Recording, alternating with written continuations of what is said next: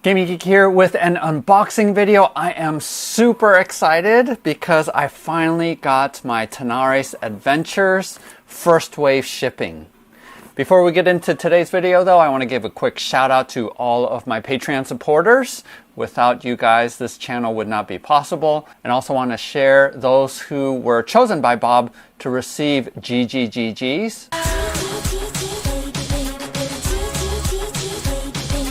Each month, Bob the Beholder picks some of my Patreon supporters to receive gratitude gifts. And here's a list of the patrons who were chosen by Bob to receive gratitude gifts. Their names are highlighted in yellow. Richard D. received the Ancient City painted set and an STL of Dungeoneers. Robert H., Sean M., and Thomas H. all received the Ancient Evil City Crawler STLs. Leaf B., Todd C., JJ, and Marco F. all receive a PDF of the Dungeoneers. Tommy T. received the Hagglethorn Tower printed and painted. John D. received the $100 towards the Iridia Kickstarter. And Fletcher P. received the Prisoner's Cart. Also for this month of September of 2021, we do have all of these different pieces, sci-fi set from Archon Studios, their Dungeons and Lasers, and if you haven't seen that video, go ahead and check it out here. And also we have the LK5 Pro from Longer. That's also going to be a gratitude gift. And there's a bunch of others, so go ahead and head on over to my Patreon page. Links in the descriptions below if you want to get in on that. This Wave 1 shipment was supposed to come in last spring, so I've been waiting in anticipation, and I did opt in for the Wave 1 shipping. Now, I did not jump on the first Kickstarter of Arena the Contest, and in a way, I'm sort of happy because they revamped all of the miniatures to make them a lot better. So I don't mind the fact that I missed the first Kickstarter, especially since I was able to buy in to all of the stretch goals from the previous one. So I went all in with Tanares Adventures as well as getting all of the previous stuff. And now with the current Kickstarter for Tanares RPG, I'm also going all in on that. So totally invested in this game and looking forward to trying it out. But let's go ahead and unbox these and see what's in these. All right, so really quickly, I printed out a copy of my pledge, my all-in pledge, and it looks like most of the pledge actually came in the first wave, which is the core box, the Dragon Collection, the Legendary box, the Elder Dragon, and obviously all of the new heroes are going to be included in the boxes. So the only thing that is going to come in Wave 2 is the actual Adventures, Tanares Adventures, and then the Madness box. And I didn't pay for the pre-painted. I'm just going to paint it myself and save myself, I think it was like $160 or $170. But, and also I'm going to keep a tally of how many miniatures there are total. So that'll give me an idea of how much I'm going to need to paint.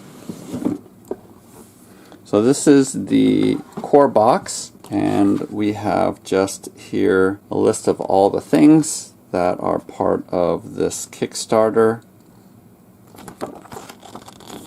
And this talks about the current new Kickstarter for the RPG, which I'm also going to be getting as a 5e player. So nice little catalog of all the different options. And if I remember correctly, I do think this is going to go to retail, but I'm not 100% sure. Here is a quick start guide, the quest guide, the campaign tome, the rule book. Wow, this is a long rule book. They do have an index. So I'm going to hopefully watch some tutorial videos. I did not also get the additional map tiles. I was thinking of actually creating a 3D board using Dragon's Rest, but I'm not 100% sure because all the terrain that I got in the Legendary box fits these 1-inch grids. So I haven't decided yet whether I am going to create a 3D board or not. So we'll see. But I didn't get any of the additional, I think there were 4 more boards that, or maybe 2 double-sided boards that you could get. And here's all the terrain. I'm not going to punch that out right now. And this is the reworked dragon. I was watching King of Average's review, and he definitely said that these were reworked with improvements. So here is a dragon. Fits in there. And then these game trays, I think, are super nice. Wow, that's heavy. And slots for extra cards. I'm not going to open up all of these cards, but it's great. The storage solution is really good. And then you have all of these hero miniatures, and the colors are based off of their role, as I understand it. And again, I'm not going to look at every individual mini. And just trust and believe that these are vastly improved from the first Kickstarter. And these are multi-part minis, which I think improves, but watching King of Average's video, it did look like some of them might need to be re-glued together. But so far I'm seeing these as being fine. And I'm going to use my quick painting method where I do the spray paint zenithal and then using primarily contrast colors. That has been my go-to speed method. If you haven't seen that tutorial video on how I do that, go ahead and click here, and that will show you how to paint these up really quickly. So this is the Heroes box. Oh, there's even more down here. I didn't know that. This is the Enemies. And I wonder if these extra slots might be in case you sleeve your cards. I haven't decided whether or not I'm going to sleeve my cards. Typically I do, but in cases where you're not shuffling your deck, I tend not to sleeve. But we shall see. So these are all of the enemy minions, and there aren't that many actually on here, in the base set at least. And I think the quality of these are just fine. They're not to the level, at least of what I've seen online, of Storm Sunder, but I think these are definitely pretty good.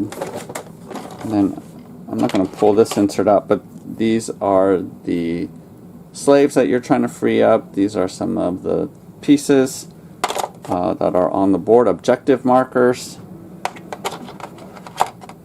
And awesome. Look at all of these slots. This is a storage dream where I don't have to create storage or bag things up. So this is fantastic. I love this tray system. Alright, next up we're going to look at the Legendary box.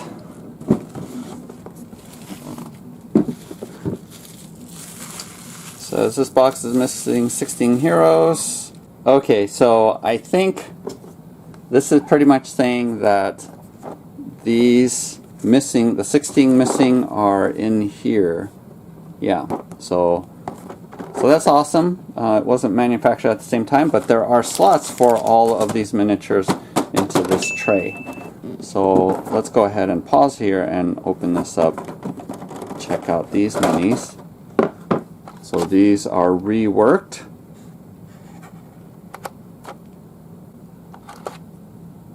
Yeah, that guy looks pretty cool. Look at all of that.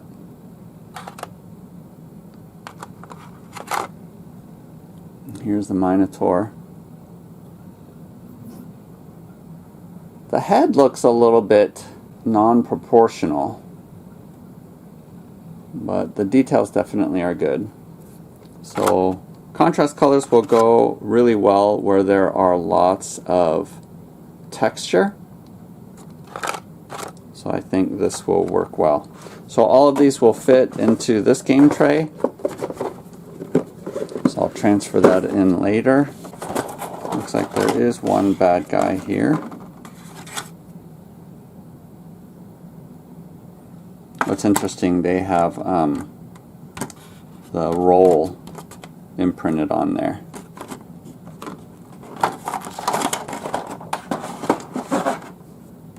The Hydra. Yeah, that's a lot of texture though, so this will be fun to paint.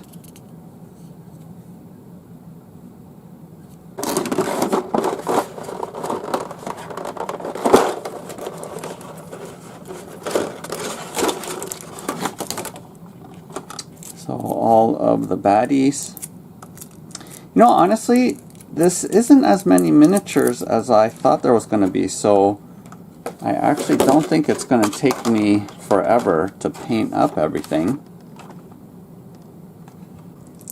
When I was speed painting Curse City, I was able to do that in a week, and then more recently with Descent 3, painted up all those minis in 9 days. So I'm hoping that I might be able to get all of these done in a month. I'm not sure. I do have a backlog of painting projects right now, so I won't be able to get to this very soon, but you know, it's not as daunting as I was originally thinking the list of minis was going to be.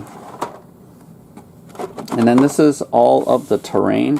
So this is why I'm thinking I might not create a 3D terrain, because look at all these 3D elements that are scaled for 1 inch, and I wouldn't be able to use all of these walls or terrain. Now, one thing that I don't like about these walls is that they're really tall, and so I would prefer it to be about half of the height, because one of the things that I see on 3D dungeons is when the walls are really tall, things are hidden behind it and you can't see elements or miniatures, and I don't necessarily like that. So I don't know, I'm going to think about it whether or not I'm going to create an alternative 3D dungeon set, or whether or not I'm just going to stick with this. Might be easier just to stick with what we have here, since obviously I paid for all of these elements, so might as well use them, right?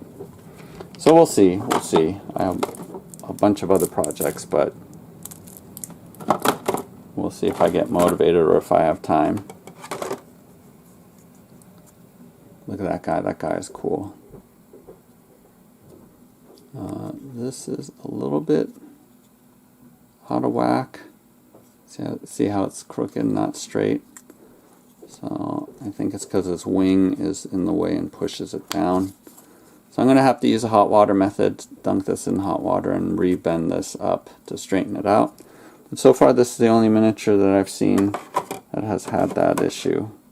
Oh, this has a scenario for the Hydra. Alright, now let's go ahead and take a look at the dragons. And again, I've seen a lot of photos online of the pre-painted ones. And I'm sort of regretting not getting pre-paints, although, you know what, $170 is a lot of money to get all of the dragons as well as the Madness box pre-painted. So I don't know, and because it doesn't seem like there's as many miniatures as I originally thought, you know, 300, or at least with Wave 1 shipping it would be half of that, you know, about 150. It doesn't seem like there's that many. I don't even think there's 150, but we'll check it out with the tally. And typically these larger monsters like dragons are easier to paint, especially when they have a lot of texture. Boss mode, so rules for that, but check that out later. We have some cards, more cards here, and then I don't remember her name, but oh yeah, look, got to definitely use a hot water method. And this plastic is pretty flexible. It's a softer plastic, so I wonder what kind it is, but yeah, I'll hot water that so that it's straight. Look, yeah, see, with all this texture, these guys are going to be relatively easy to paint. But the details on this is really, really good.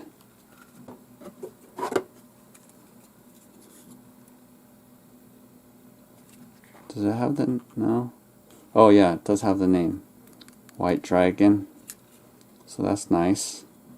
And then how it says 3 of 5, I might just put 3 down here, just so that I know where it goes. Although, you know what? I don't know how much I'm going to be transporting, because I'm going to be displaying these in my display case once I paint them all up. So really, will I need all of these boxes?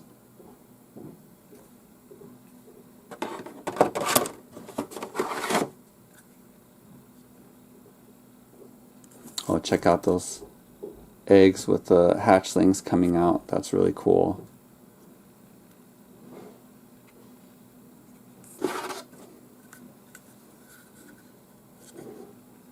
This is the red dragon. So yeah, the pre-painted ones, I do think the quality is really good of the pre-paints. So those of you who did get the pre-paints, definitely, I think you possibly got your money's worth. But yeah, I don't think it'll take me that long to paint these up, so I don't regret not getting that. Alright, the final box here is the Elder Dragon.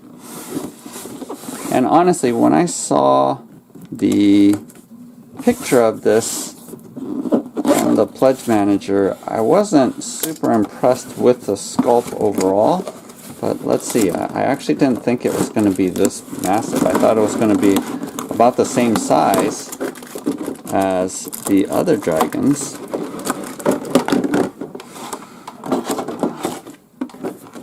So this guy is actually huge. And because the wings... Let's first see what's in here. I'm going to pull this out. His stat card, his cards,